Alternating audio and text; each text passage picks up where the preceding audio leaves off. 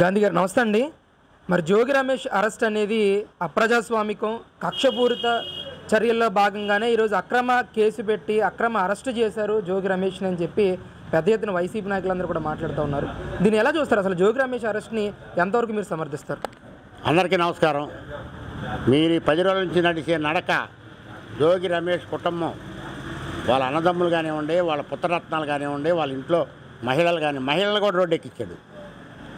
వాళ్ళ సాక్షాత్తు జోగి రమేష్ భార్య అంటే రోజు నేను అడ్రోడ్డు మీద తిరిగేవాడికి నాకే తెలియదు. అట్లాంటి మహిళలు కూడా రోడ్డు ఎక్కించాడు ఇవాళ జోగి రమేష్ భార్యనే, సొంత భార్యని.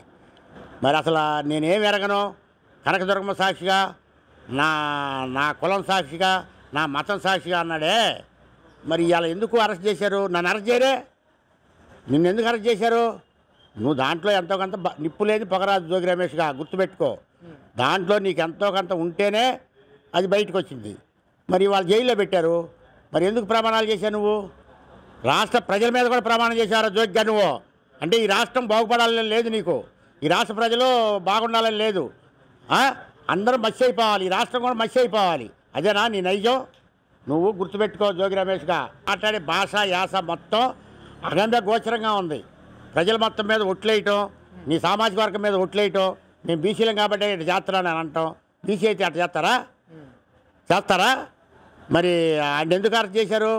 మరి భారతమ్మ గారిని ఒక మాట అన్నాడనేగా చేపులో కిరణ్ అరెస్ట్ చేసింది. అవునా? వాడే కులం, వాడే క్యాస్టు.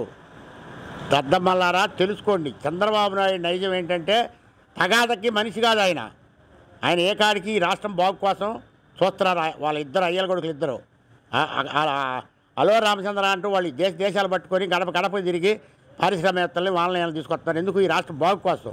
నువ్వేం చేసావు? ఒక్కడికన్నా ఉద్యోగాలు ఇప్పించావు. నువ్వు 5,000 రూపాయలు ఉద్యోగాలు ఇప్పించి 5,000కి ఏమవుతున్నాయి? టిక్కి బియ్యం రాట్లా. గుర్తుపెట్టుకో. నువ్వు ఇలా మీరేదో మాట్లాడితే సరిపోయింది అనుకున్నారా? అది ఏం కాదు జోగి రమేష్.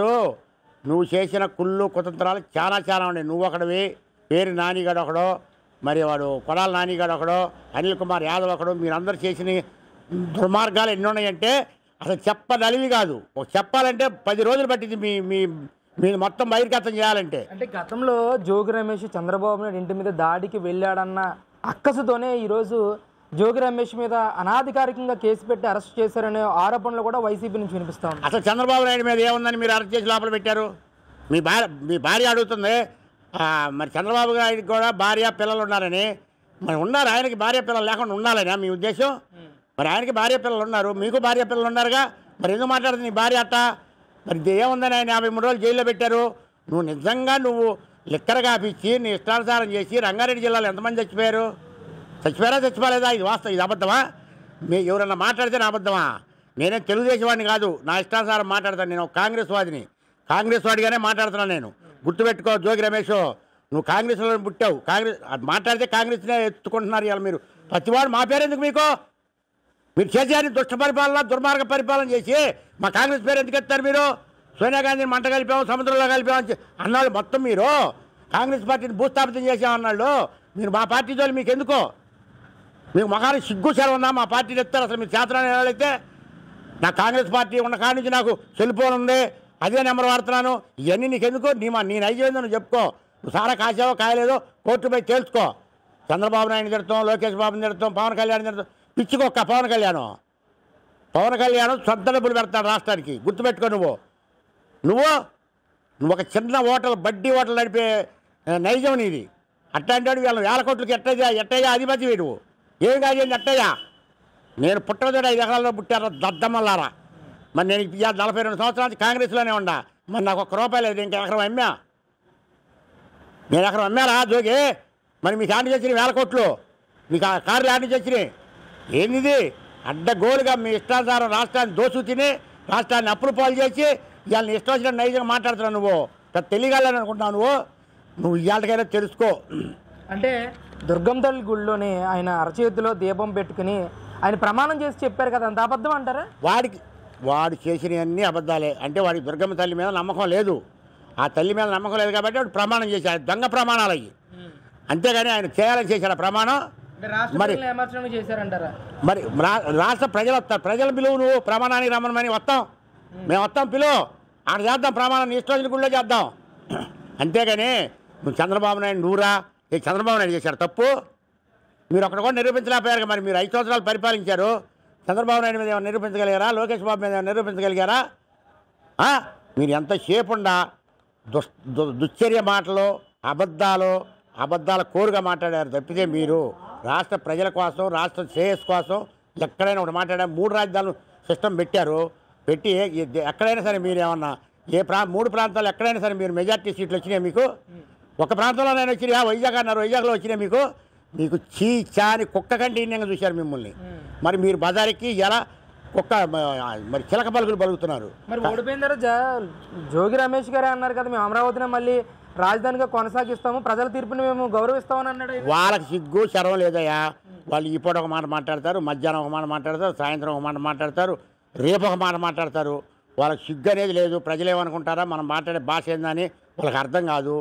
వాళ్ళకి అర్థం లేని భాష అంతా మాట్లాడి జోగి రమేష్గా ఇప్పటికైనా గుర్తుపెట్టుకో, నువ్వు నిక్కచ్చిగా సారా కాశావు, నువ్వు దొంగ సారా అమ్మావు, నువ్వు లక్షలు గడించావు, కోట్లు గడించావు.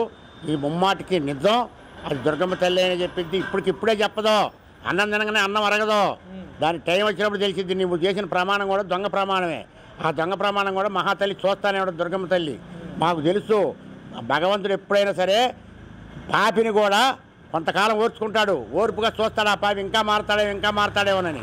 కానీ దాని టైం వచ్చినప్పుడు భగవంతుడు కూడా ఎక్కడ వేయాలో ఏంటి అక్కడ వేసేస్తాడు. గుర్తుపెట్టుకో. నువ్వు దొంగ పలుకులు, దొంగ మాటలు మాట్లాడి ఈ పూట తిన్నావులే రేపు చూద్దామనంటే అయ్యేం కాదమ్మా. అనవసరంగా కాజేసి తింటే అనవసరంగానే అరిగిద్ది. అది మన కష్టపడి తినదైతే కష్టపడ్డాడు కానీ ఒంటికి పట్టిద్ది. మీరు కష్టపడింది కాదు. మీరు ముమ్మాటికి మీరు ఎన్నిసార్లు మీరు దొంగ పలుకులు బలికినా, అబద్ధాలు చెప్పినా ఈ రాష్ట్ర ప్రజలు నమ్మరు మిమ్మల్ని. ఎందుకు నమ్మరంటావేమో, మీరు చేసేవన్నీ దుష్ట పరిపాలన కాబట్టి. గత పరిపాలన తెలిసిపోయింది మీ సోకులన్నీ. మీరు ఎక్కడికక్కడే జైళ్ళ పాలు చేసి ఎక్కడికక్కడే కేసులు పెట్టి మీ ఇష్టానుసారం చేశారా జోగి రమేష్ గారు. నువ్వు చంద్రబాబు నాయుడు ఇంటి మీద మాట్లాడి నువ్వు అసలు ఎంత చంద్రబాబు ఇంటికి కూడా పోయారా నేను చూద్దామని. మరి అది చిన్నిల్లు ఆయనది చిన్నిల్లు. మరి మీరు ఎక్కడెక్కడ ప్యాలెస్లు కట్టి ఆయన 3 సార్లు ముఖ్యమంత్రి చేశాడు. 78 నుంచి ఇవాళ వరకు ఆయన మంత్రి పదవిలో దేంట్లో కానీ ఉన్నాడు.